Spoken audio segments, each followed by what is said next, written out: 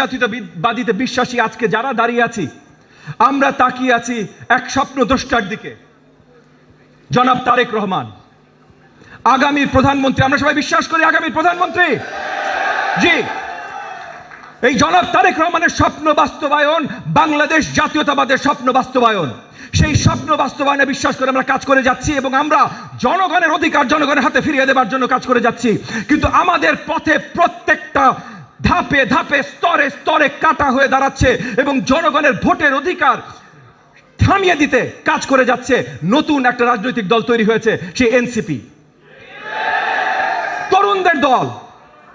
আমি তরুণদের ভুল মানতে রাজি আছি, কিন্তু তাদের পিছে কারা আছে?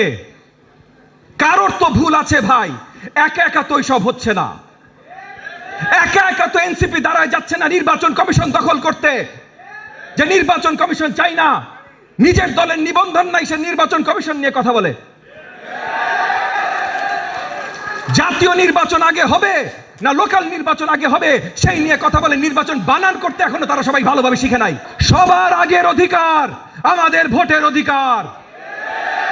15 বছর আমরা আন্দোলন করেছি। আজকে এখানে যারা আছেন ভাই, আমার বিএনপি নেতাকর্মী ভাই ও বোনেরা, আপনারা সবাই আন্দোলন করেছেন, সবচেয়ে বেশি ত্যাগ স্বীকার করেছেন আপনাদের চেয়ারপারসন সফল প্রধানমন্ত্রী বেগম খালেদা জিয়া, এবং তারপর সবচাইতে বেশি সাফার করেছেন আপনাদের ভারপ্রাপ্ত চেয়ারপারসন জনাব তারেক রহমান।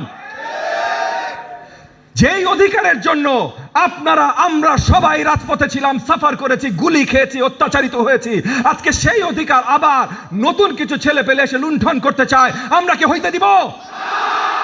আমরা কখনোই হইতে দিব না।